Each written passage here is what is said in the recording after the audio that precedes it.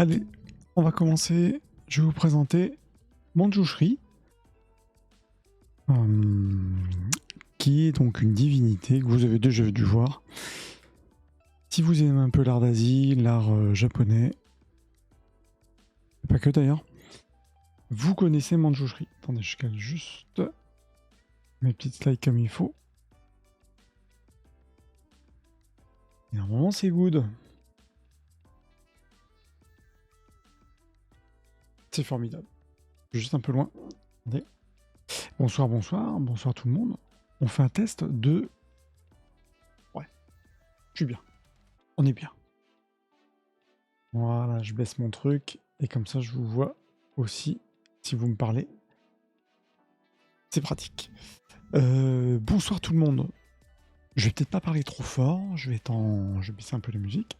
Vous me dites si la musique n'est pas trop forte et si vous m'entendez, puisque le principal, je vais essayer de pas non plus crier dans le micro. Le principal, c'est que vous m'entendiez et avec ma petite voix nocturne, ma petite voix de nuit, parce qu'on fait un live nocturne pour changer.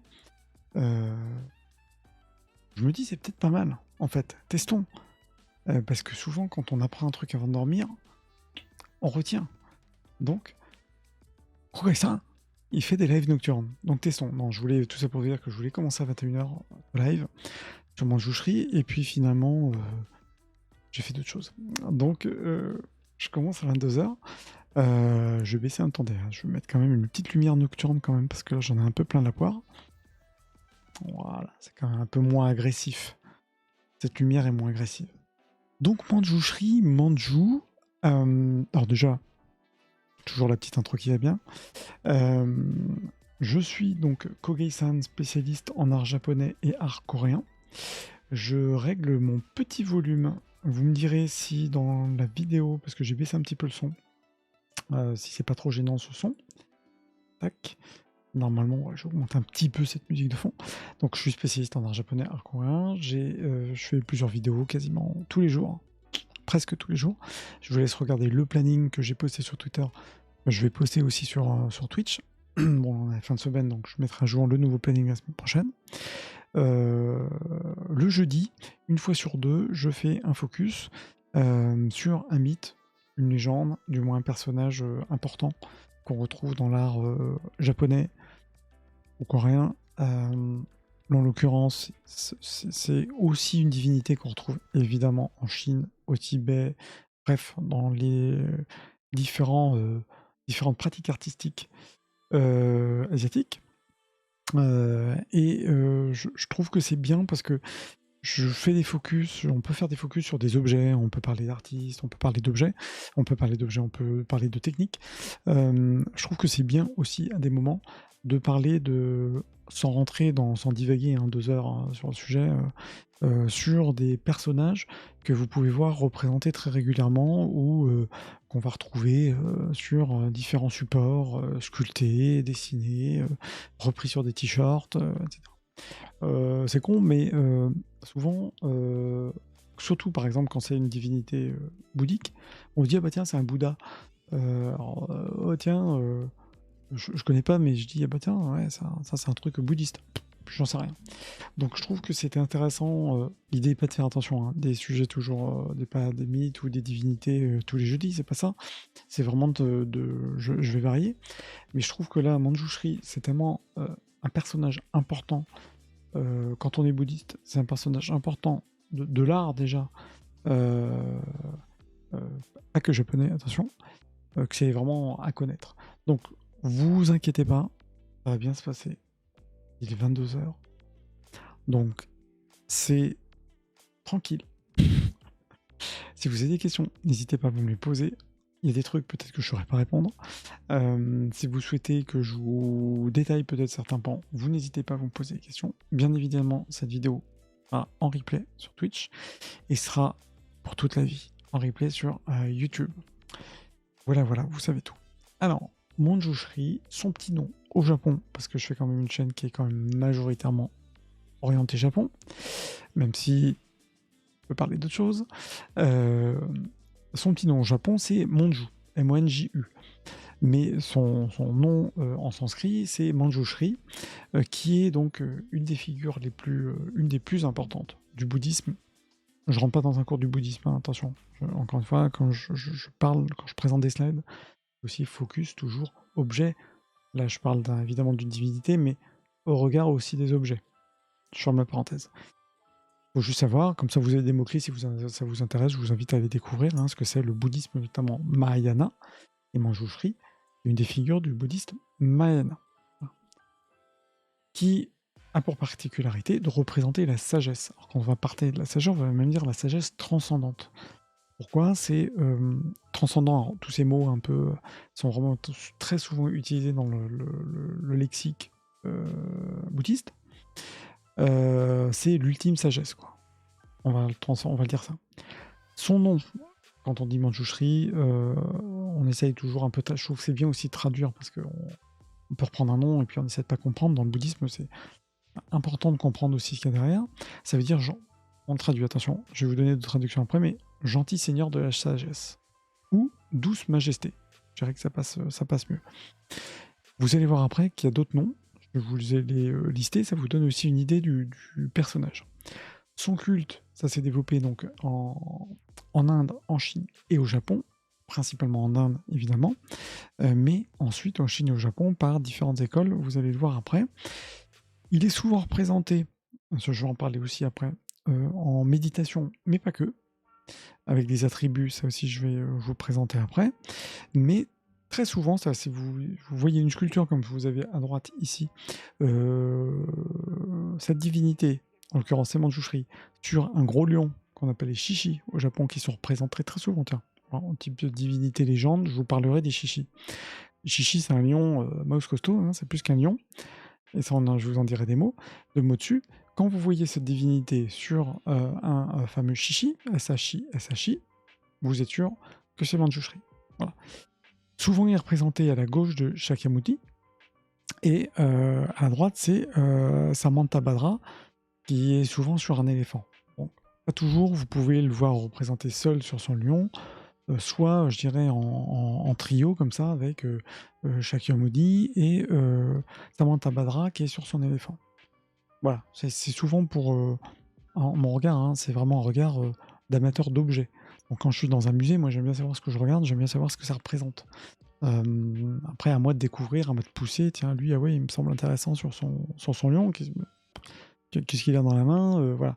L'idée, c'est aussi de vous emmener là-dessus, et si ça vous intéresse, je vous inviterai à regarder un peu plus loin, sur Internet, ou sur les musées, ou si vous travaillez dans des musées, et vous savez déjà le repérer. Et je trouve que c'est ça important. Au Japon, donc, comme je disais, il s'appelle Monju, ou on va dire Monju Bosatsu, qui est une figure vraiment importante du bouddhisme japonais, mais il va être, je dirais, inclus. C'est-à-dire qu'il n'y a pas il y a des sutras, hein, on va en parler 2 minutes, mais il y a pas un rite, c'est-à-dire il n'y a pas une école de Manjushri. Il va être plutôt associé il va être intégré, je dirais, dans une pratique bouddhiste. Ça aussi, c'est important parce que c'est une divinité qui se retrouve partout. À la différence de peut-être certaines divinités qu'on va peut-être moins voir, certaines divinités qui vont être bodhisattva ou qui vont être beaucoup plus mis en avant, ou après d'autres divinités qui ont leur propre école. Là, Manjushri, on le retrouve vraiment partout. Pourquoi? Parce que c'est vraiment le guide, le maître de la sagesse, quoi. Sagesse, Manjushri. Ou Manju. Mais c'est vrai que par habitude, on dit toujours Manjushri. Donc vous le retrouvez aussi dans le Zen, il peut être cité dans certains textes, c'est ça qui est aussi intéressant avec cette divinité, qu'on retrouve, encore une fois, partout, et qui a un rôle important, comme je le mets ici, de propagation de l'illumination. L'illumination, terme aussi issu du bouddhisme. Je ne veux pas rentrer dans le détail, je ne vais pas faire un cours de bouddhisme, c'est pas le but. J'ai ma petite phrase en haut qui est décalée, mais c'est pas grave. Je vais vous le montrer cet ensemble que vous allez voir après d'ailleurs. Je reviens juste là-dessus, qui est les différents noms qu'on peut lui donner, transcription, attention de son nom qu'on peut donner. Donc vous voyez, il y a créateur de la compréhension, bodhisattva de la sagesse suprême, gardien de la loi, voix de la loi, lui qui montre la voie sainte, une vertu médiocre. Bon, ceci est une voie merveilleuse. Ce que vous comprenez, c'est qu'on parle de sagesse, dans le bouddhisme, évidemment, l'un des objectifs, c'est l'illumination. Enfin, c'est même l'objectif principal, l'illumination de nirvana. Et donc lui, la sagesse, il montre la sagesse. En gros, c'est le guide, c'est un des guides qui va permettre aux pratiquants d'atteindre, je dirais, l'illumination. Donc ça, c'est aussi à comprendre aussi dans son nom, dans aussi pourquoi beaucoup vont prier, vont aller voir Manjushri, parce que c'est vraiment un acteur, même si vous êtes bouddhiste, vous priez, vous êtes dans telle et telle école, dès que vous allez de toute façon avoir un moment la sagesse, on va se repérer, en tout cas dans la culture, l'humanité doit représenter, ça aide aussi. Je rappelle que dans plusieurs écoles de bouddhisme, on prie pas forcément d'ailleurs la représentation. La représentation, elle est là pour aider justement à se projeter. Mais ce que je veux dire, c'est que Manjushri, il est partout. Sagesse, Manjushri, vous avez le duo. Je rentre pas plus dans ce détail qui d'ailleurs, attention, je suis pas spécialiste bouddhisme. Je suis monsieur art, spécialiste art. Donc simplement, quand on notamment on va étudier, pas trop me mettre près du micro quand même, quand on va étudier une peinture, une estampe, une sculpture, on est obligé de savoir qui est représenté, pourquoi il est représenté de telle manière, et ce que l'artiste a voulu aussi nous raconter à travers cette représentation. Donc vous le voyez ici, ça c'est une sculpture qui est au temple. Précision, le temple, c'est un temple qu'il faut aller voir, qui s'appelle le Abe Monju-in, dans la ville d'Abe, qui est au sud-est d'Osaka. Et vous avez un Manjushri sur son chichi mouse costaud. Ouais, ça c'est plus qu'un lion. Il est assez énorme, donc là il est accompagné de 4 serviteurs. La représentation que je vous ai dit tout à l'heure avec Shakyamuni, là on est avec des serviteurs. Et vous avez tout un ensemble là, qui est assez imposant. Les sculptures sont quand même à taille humaine. Donc je vous ai mis une petite photo du temple, c'est vraiment le pur temple japonais. Je vous ai mis, si ça vous intéresse, ici une présentation. Je vais vous montrer juste le site. Je ne sais pas si par contre ça l'ouvre. Ah, ça l'ouvre pas. Et ben c'est râpé, c'est pas grave. C'est si vous tapez temple Abe Monju-in, le Monju-in, vous tomberez sur ce site qui montre différentes photos du temple, des différentes sculptures qui sont présentes. Et je crois que vous pouvez faire du temple stay, vous pouvez rester. Donc, ce qui se fait, temple stay, c'est quoi? C'est vous pouvez passer une nuit dans un temple, même si vous n'êtes pas bouddhiste, pour profiter, pour sentir un peu cette ambiance, découvrir évidemment l'ambiance d'un temple. Donc regardez le temple Abe Monju-in, qui est un des temples vraiment importants du Japon, pardon, et notamment, en tout cas pour tous ceux souhaitant vénérer Manjushri. Petite parenthèse, comme je fais, si vous avez des questions, vous n'hésitez pas à me les poser maintenant. Si vous avez des questions après cette vidéo, parce que je comprends là, si vous tombez peut-être sur ce live, il y a un mec qui parle, qui est en train de parler de Bouddha à 22h, tout va bien. Si vous avez des questions même après, n'hésitez pas sur Twitch, sur Twitter. J'ai ouvert un Instagram, pas forcément pour balancer des photos, c'est plus en contact si on me cite. Moi-même, je me cite, puisque avec le magazine Kogai, j'ai tendance à me citer. Bref, le mec se cite, sans avoir le melon. C'est juste que vous pouvez me contacter partout. Sur toutes les plateformes sociales, vous me contactez si vous avez vraiment des questions.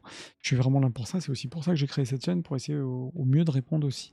Vous emmener vers quelque chose, certes, apprendre des choses, c'est cool, mais vraiment répondre aux questions, je dirais que c'est mieux, quoi. Voilà, je ferme la parenthèse. Manjushri, il a des noms différents. C'est aussi un point. Certes, au Japon, on va le dire Manju, mais si vous allez au Japon, vous dites que vous voulez voir Manjushri, on va vous comprendre. Mais il a différents noms.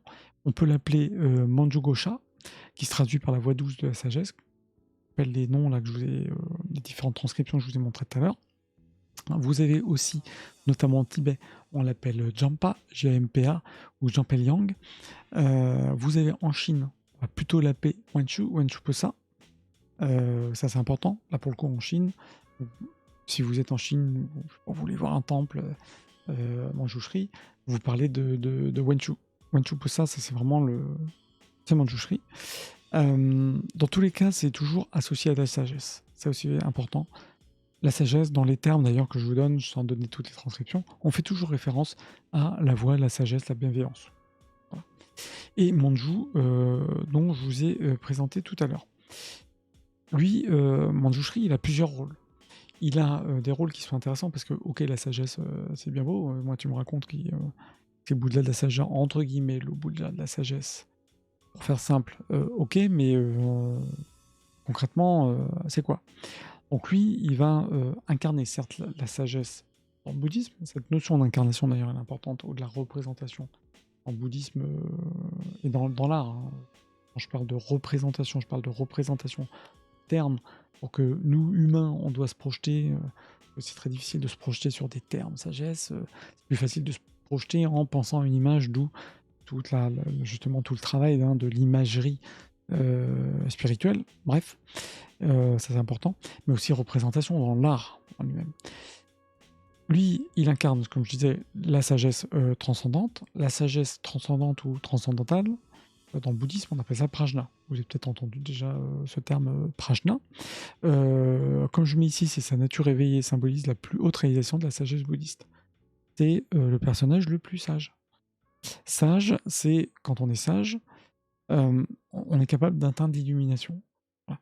Donc, si vous voulez pousser plus, pour bien comprendre ça, je crois que j'en parle après, il y a des bouquins qui existent là-dessus, notamment un que j'ai mis aussi, qui est La perfection de la sagesse. Et vous l'avez en folio, tout ça. C'est les sutras courts, vous n'avez pas forcément tout le sutra à lire, mais vous avez une partie. Si ça vous donne une idée, vous souhaitez en savoir plus, je trouve que ça peut être pas mal. Voilà. Il est aussi le destructeur de l'ignorance. Pourquoi? Parce que la sagesse, le sage, c'est celui qui justement qui n'est plus ignorant. C'est celui qui a tout compris, entre guillemets. Donc dans son iconographie, et là c'est comme ça aussi que vous allez pouvoir le reconnaître d'un point de vue artistique, reconnaître Manjushri. Pourquoi? Parce que dans sa main droite, il tient une épée, qu'on appelle un ken, une épée flamboyante, une épée avec souvent des flammes au cours. C'est une épée qui symbolise justement sa capacité à trancher l'ignorance. Aussi, c'est des symboles, mais c'est des images, mais qui permettent vraiment de comprendre le processus en fait enclenché quand on est un bouddhiste, quand on veut prendre conscience, quand on a envie d'atteindre justement cette sagesse ultime. Bah, il faut qu'on arrête d'être ignorant. Et être ignorant, c'est l'ignorance, comme j'ai mis ici, hein, dans le bouddhisme, c'est une source de souffrance. Donc, quand on veut arrêter d'être ignorant, eh ben, on peut faire appel justement à Manjushri. Pourquoi? Parce que Manjushri, eh ben, dans sa main droite, il a une grande épée avec quelques flammes autour, ou pas toujours d'ailleurs. Hein. Et cette épée permet justement de trancher. C'est vraiment une image pour montrer que, tranchant l'ignorance, il va devenir sage. Donc ça aussi c'est important, et c'est pour comprendre aussi les représentations de divinités, parce que toutes les divinités ou les Bouddhas, l'autre fois j'avais parlé du Bouddha Amida, dans une sculpture, il y a des attributs, ils sont présentés avec des accessoires dans les mains pour qu'on puisse les reconnaître. Mais ces accessoires, c'est pas juste pour faire joli, ils veulent aussi transmettre, définir quelque chose, expliquer quelque chose.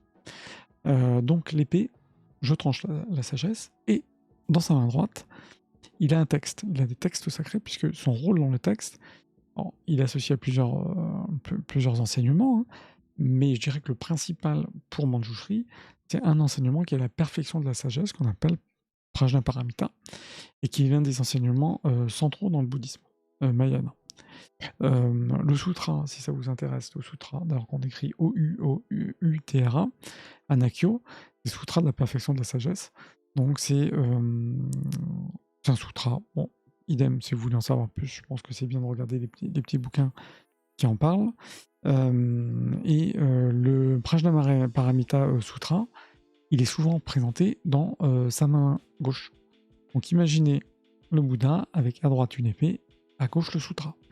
On a vraiment une représentation de la sagesse. Le bouquin, le sutra, qui donne tous les enseignements pour atteindre la sagesse parfaite, et l'épée qui permet de trancher l'ignorance. Là, on a le combo parfait pour atteindre la sagesse. Voilà. Je résume en une slide quand même. Le Manjushri, c'est pas facile. Mais vous comprenez le concept, et surtout, encore une fois, mon regard, c'est art. Ok, c'est important. Je vous ai mis ici une représentation, donc là, une représentation de Manju Ça, c'est donc sur un rouleau, hein, kakemono. Kakemono, c'est des grands rouleaux. Vous avez une représentation de Manju, où vous voyez ici l'épée, avec notamment à la base de son épée ce qu'on appelle un Vajra, et vous avez le sutra dans sa main. Ça, c'est une de ces représentations, très marquée d'ailleurs en méditation. Il a les yeux semi-clos, je crois que j'en avais parlé déjà la semaine dernière quand je parlais d'Amida. Une très belle représentation ici de Manjushri 17e. Donc là, même si vous ne connaissez pas vos personnages, vous regardez, comme j'avais dit pour Amida, vous regardez soit la position des mains, soit ce qu'il a dans les mains, et vous savez que c'est Manjushri. Voilà. Ça, c'est un très beau kakemono. Manjushri, c'est aussi, comme je disais, un guide spirituel, parce que pour de nombreux bouddhistes, l'atteinte de la sagesse, évidemment, voilà, devenir sage, c'est vraiment un des buts, même si, dans beaucoup d'écoles, on va pas parler de but, c'est un chemin. Je me dis pas du jour au lendemain, ok, là je suis sage, donc c'est vraiment un chemin. Et lui, Manjushri, comme je mets ici, c'est que sa méditation et sa dévotion sont en fait une sorte de modèle qui vont aider les bouddhistes à atteindre cette fameuse sagesse la plus profonde. Donc tout ça, c'est évidemment étayé par des textes. Vous allez comprendre Manjushri, pourquoi, comment atteindre la sagesse, en méditant, etc. Mais c'est aussi important.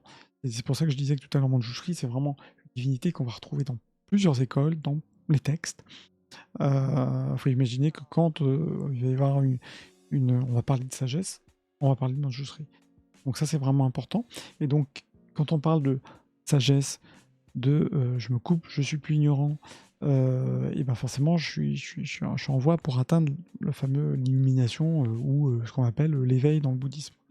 Donc, c'est vraiment, je dirais, la réalisation ultime, c'est vraiment un modèle. C'est pour ça qu'il est beaucoup prié. Il est beaucoup, il y a plus des mantras, il y a plusieurs pratiques qui font que derrière, tous les pratiquants qui veulent atteindre l'éveil, vont finalement prier Manjushri, et même finalement sans le vouloir, en pensant sagesse, ce sera Manjushri. Donc ça, c'est important. Pourquoi je vous raconte tout ça sans rentrer dans le détail, c'est que la représentation même de cette divinité, elle est accessible. Elle est accessible parce que très facilement compréhensible par n'importe qui. Bon, ici, je vous ai mis à droite une sculpture 19e tibétaine. Donc à la différence, vous voyez, de la représentation que j'avais avant, qui là était japonaise. Sans généraliser, on trouve que les Japonais, souvent les représentations en sculpture ou en peinture, on est souvent avec des joues un petit peu plus gonflées, un petit peu plus posées. C'est un peu le bon Bouddha, hein. Pas généralisé, mais c'est très souvent le cas. En Tibet, on est plutôt sur vous voyez, quelque chose de très beaucoup plus fin. On est autre chose. Bon, là, il a plusieurs aussi attributs, d'autres attributs qu'on peut trouver. Enfin, il y a toujours le sutra, le ken, le ken, c'est l'épée, dans la main avec la poignée en forme de Vajra. Et ce que je veux dire, c'est que c'est accessible, c'est-à-dire que quelqu'un, on va lui dire une fois, tiens, là, c'est Manjushri, il va t'aider, regarde, il est, voilà, on a envie un peu de s'inspirer de lui, quoi. C'est ça que je veux dire. Attendez, je vais juste changer un peu ma petite musique. Ça va être mieux. On va changer. Voilà, on va mettre ça, c'est quand même mieux. Une autre représentation tibétaine de Manjushri, ici, que vous avez déjà dû voir souvent dans ce qu'on appelle les tankas, les grandes tentures. On le retrouve souvent. Là, idem, vous retrouvez, si vous regardez bien, vous avez l'épée, le ken, et sur un lotus, le sutra qui est posé. Donc le sutra, le lotus avec le ken, le petit ken, donc l'épée, avec les flammes autour. Donc là, on est vraiment sur Manjushri, la sagesse. Voilà. J'avance. Une autre représentation, qui est une présentation chinoise. Ouais, c'est pour ça que j'essaye aussi de vous montrer d'autres représentations. Idem, si vous voulez un petit peu comparer. Là, le tibétain, on est sur un corps svelte, souvent. Bon, dans les couleurs, là, il est clair qu'on n'est pas japonais. La Chine, on se rapproche un peu du Japon. Un peu une parenthèse, mais vous voyez de la manière dont il est représenté, c'est différents termes de traits. Par contre, les attributs sont là aussi. On a le ken enflammé ici, c'est sur le lotus, le sutra sur le lotus, et là, idem, on est Manjushri, qui est avec sa main ouverte, vraiment dans l'accueil aussi des pratiquants. Je vous l'ai mis en plein pot, puisque vous remarquez ici que notre ami est représenté sur le lion mouse costaud, le fameux Chichi, qui, je trouve que c'est vraiment une très belle tenture. Là, donc c'est une Chine des Qing, mais 17e, 19e, c'est toujours un peu compliqué de dater. Mais vous voyez la représentation de ce fameux Bouddha qui est là. Je vous remets juste avant le tibétain ici. Voilà, donc toujours des représentations de Manjushri, qui est vraiment, je trouve, toujours une belle représentation, même si on peut apprécier sans être bouddhiste, on peut regarder et dire ouais, c'est quand même joli, au-delà du fait de ce que ça représente, on peut se dire qu'il y a quand même du travail ici quand c'est une tenture. Là, en l'occurrence, Chine, c'est des soies hein, qui sont brodés. C'est très fin, tout est très fin. Il y a un vrai travail, les diamants. Il y a un vrai relief même hein, dans ce travail de tissage. C'est juste assez impressionnant en termes de travail artistique. Sans, toujours pareil, on peut regarder les choses avec des prismes différents. Moi, mon prisme, c'est celui de l'objet, de l'art et de l'histoire de l'art, historien d'art. Je voulais faire un focus sur une version, pareil que vous avez peut-être vu ou pas, qui est une version de Manjushri, parce qu'il a plusieurs formes, je vais en reparler après, mais celle-là elle est tellement importante que je l'ai mise en avant, qui est une version de Manjushri courroucé, énervé. Manjushri, ici, quand il est comme ça, il s'appelle Yamantaka. Yamantaka ou Daitokumyo en japonais, qu'on peut traduire par le terminateur de la mort. C'est-à-dire, c'est assez intéressant parce que Manjushri, pareil, donc je vous ai dit, hein, c'est le guide vers la sagesse, l'illumination. Il coupe l'ignorance avec son épée. Je vous dis, hein, les deux éléments, les deux attributs principaux de Manjushri, c'est l'épée, la grande épée enflammée pour qu'il coupe l'ignorance, pour que on arrête d'être ignorant et qu'on atteigne la sagesse. Et notamment, on va atteindre la sagesse avec l'élément qu'il a dans sa main gauche, qui est le fameux sutra, la sagesse. Donc il coupe et en même temps, il vous donne la voie, il vous donne toutes les clés pour être sage. Bon, et ben, c'est assez intéressant parce qu'il peut prendre une forme qui est une forme mais terrifiante, parce que vous le voyez à droite, représenté là, ici sur une tenture tibétaine de Yamantaka, où il a rien à voir avec ce qu'on je vous montre avant. Quand il est en version normale, il est comme ça, en version Super Saiyan, il est comme ça. C'est assez dingue. Bleu, une tête de buffle, avec 34 bras, chacun tenant en différents attributs. Je ne vais pas rentrer dans le détail. Si ça vous intéresse, plongez, vous mettez Yamantaka, plongez dedans. C'est passionnant, vous avez des bouquins là-dessus. Bref, on peut passer une vie à découvrir l'ensemble des divinités du bouddhisme et notamment toutes les représentations tibétaines, c'est passionnant. Vous voyez ici dans cette représentation d'ailleurs, vous avez les crânes ici, vous avez les têtes en dessous qui lui pendouillent sous le ventre. Enfin, moi j'adore ces représentations.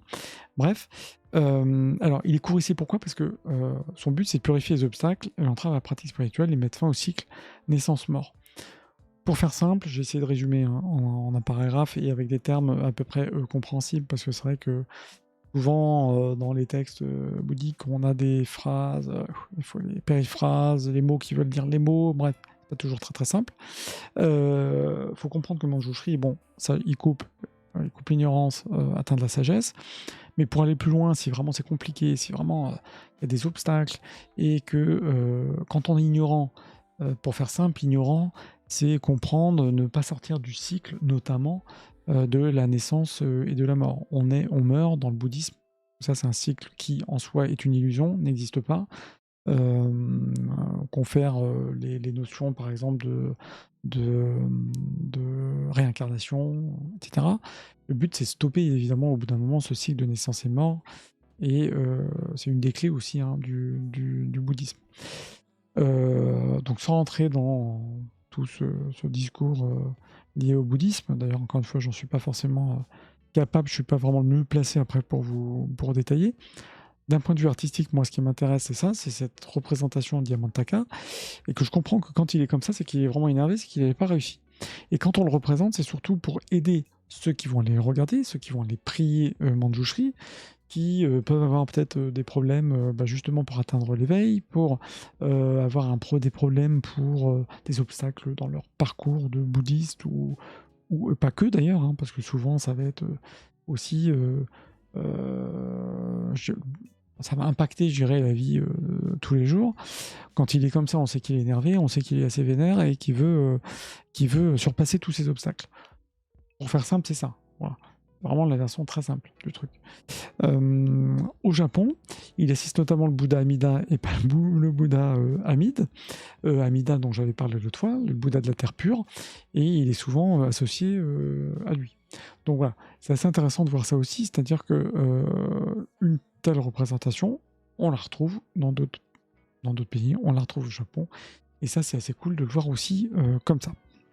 Je vais pas plus loin, si ça vous intéresse, Yamantaka, vous en saurez vachement plus si vous regardez juste cette forme-là.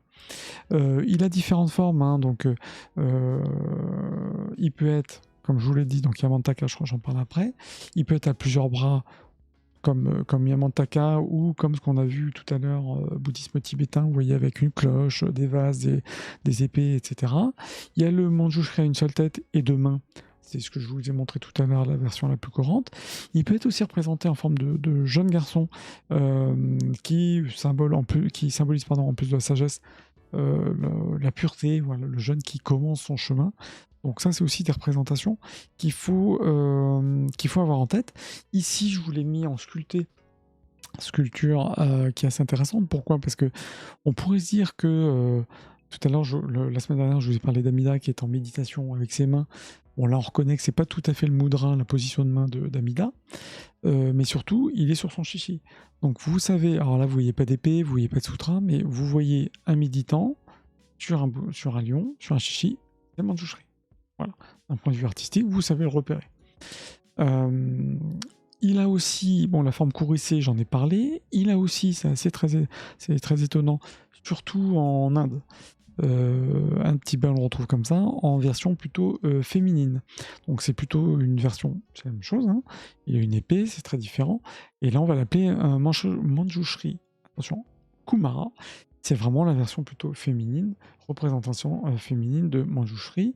Et puis sinon, bah, vous avez d'autres représentations dans des poses qui sont diverses et variées, qui n'est pas nécessairement d'ailleurs en méditation. Vous avez, dans certaines traditions bouddhistes, il est représenté aussi comme le protecteur des enseignements du Bouddha, donc ça on va plus loin que sa sagesse, c'est un vrai protecteur, donc je dirais qu'après chacun a repris aussi une forme de guide, hein, guide spirituel pour aussi l'associer à d'autres thématiques du bouddhisme.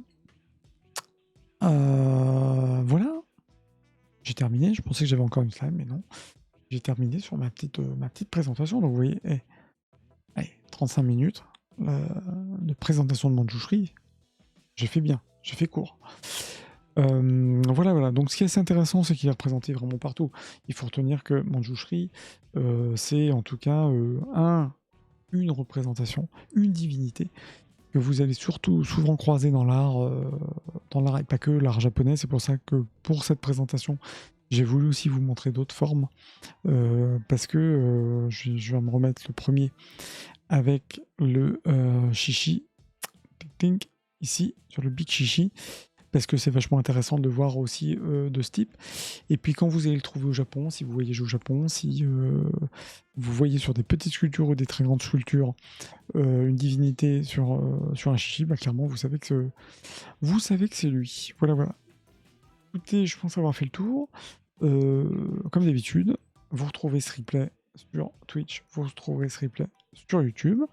Évidemment, c'est un sujet qui pourrait être poussé. On pourrait aller beaucoup plus loin sur les représentations, sur le détail des représentations, sur l'évolution de certaines représentations au fil du temps, notamment au Japon, dans la sculpture bouddhique. On peut aller très très loin. Donc l'idée aussi de ce live, c'est de ne pas trop pousser le bouchon, c'est de vous donner des clés de compréhension. Et bien entendu, si c'est vraiment un sujet qui vous intéresse, si vous voulez que je pousse et que je vous montre l'évolution des représentations de Manjushri sur une période donnée, sur faire peut-être des comparaisons entre tel et tel pays, culture, et ben avec grand plaisir pour le faire. En tout cas, je suis là pour ça, et c'est pour ça que j'ai fait cette chaîne. Voilà, je vous dis bonne soirée. Je ne sais pas du tout si ce format de live à cette heure-ci, le soir, bon, si vous voyez cette vidéo sur YouTube, vous vous en foutez royalement, mais sachez que généralement, les lives de ce type, j'ai fait plutôt vers 18h30, 19h, avant le dîner, parce que les gens sont encore, on est encore là, on est encore chaud. Avec à 22h, ça peut être un peu plus compliqué. Bon, là, c'est accessible, c'est cool. Mais voilà, 22h, ça peut faire un petit peu tard, donc je vous laisse me dire aussi en commentaire l'horaire qui peut vous convenir pour ce genre de présentation. Merci en tout cas de m'avoir écouté. N'hésitez pas à me suivre sur Twitch, puisque je trouve que la plateforme c'est vraiment utile pour ça. On peut vraiment échanger et avoir les questions-réponses. Twitch, Kokai-san, des lives quasiment tous les jours. Je vous laisserai regarder le planning. Évidemment, vous pouvez me suivre aussi sur TikTok, où je fais je reprends pas forcément des lives comme ça sur TikTok, mais vous pouvez me suivre aussi. Et évidemment Twitter. Twitter, TikTok, on n'est que d'été. Twitch, Twitter, TikTok, enfin Twitter, X, TikTok. Je suis là, je suis dispo et avec grand plaisir pour répondre à toutes vos questions. Rendez-vous demain, vendredi, donc demain on est vendredi 22 septembre, je ferai un topo, pour le coup, 18h30, sur une petite sélection d'illustrateurs coréens avant l'apéro, comme ça on se met bien. Et puis d'ici là, écoutez, je vous dis bonne soirée, bonne nuit, et merci encore une fois de m'avoir écouté. À bientôt. Ciao, merci.